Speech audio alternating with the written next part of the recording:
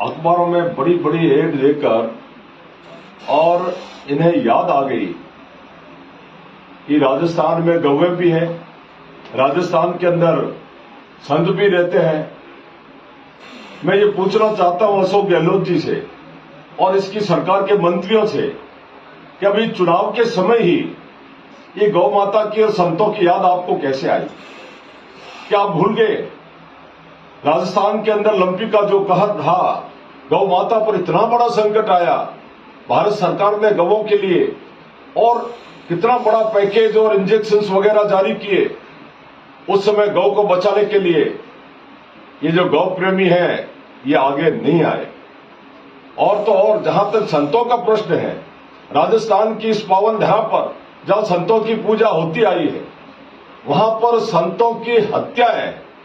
ये हमने बार बार कहा है, जन आक्रोश सभा में भी कहा है, परिवर्तन यात्रा में भी इस बात को कहा है कि राजस्थान की धरती पर संतों की हत्या करने का एक नहीं, दो नहीं, 18 संतों की हत्या है राजस्थान की धरती पर हुई।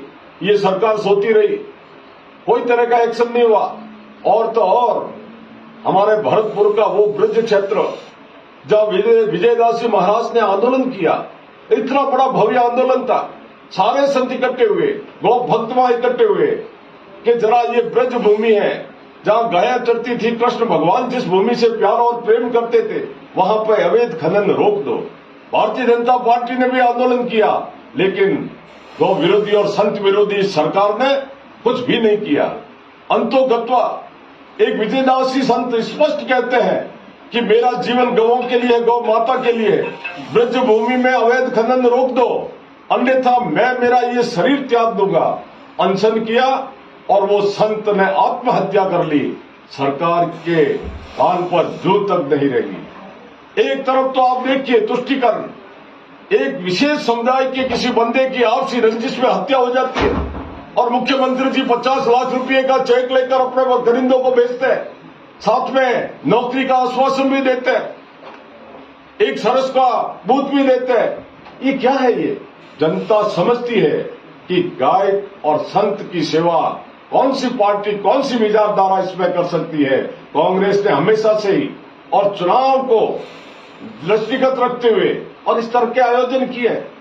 मैं पूछूंगा एक बार मुख्यमंत्री जी से कि आपने राहुल गांधी को लेकर, राहुल जी को जनेऊ पहराकर, असली हिंदू ऐसा करके गुजरात के अंदर मैं भी था और घूम रहे थे, उत्तर प्रदेश में हिंदू बन के घूम रहे थे और फिर भूल गए।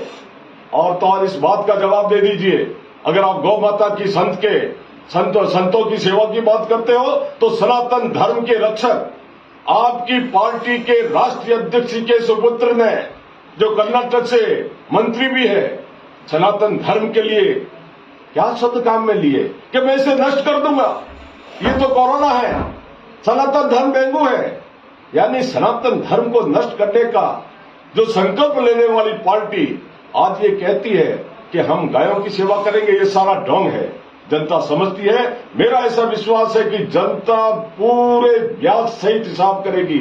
आने वाले विधानसभा चुनाव में भारतीय जनता पार्टी को विजय मिलेगी, कांग्रेस को हमेशा हमेशा के लिए विजयी राजस्थान से मिलने वाली। ऐसे भी सार्वजनिक रूप से मंच पे बांटते हैं संतों को, लगता है कि किस तरीके से पैसे बांटने चाहिए? देखिए जी, ये जो बांट वाला कल्चर है ना, ये तो कांग्रेस के स्वभाव में है।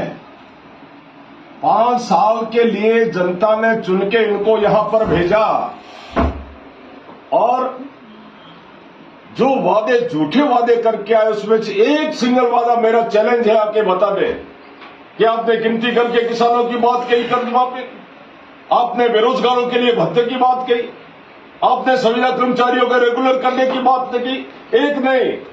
जो इनका घोषणा पत्र था उठा के देख लीजिए, एक कोई तरह की घोषणा पूर्ण नहीं हुई। 4.5 साल तक केवल मात्र अपनी कुर्सी को बचाना इस उद्देश्य से भटकते रहे, होटलों के अंदर कैबिनेट करते रहे और सारे छूट दे दी भ्रष्टाचार की। सारे के सारे विधायकों को, कंप्लीट राजस्थान के विधायकों को छूट दे दी, चाहे जो करो लेकिन वोट मुझे देना, मेरी कुर्सी रहनी चाहिए। ऐसा एक जो कुर्सी बचाने वाला मुख्यमंत्री अब जागृत हुआ है, जागृत होकर के और नई नई योजना ला रहा है।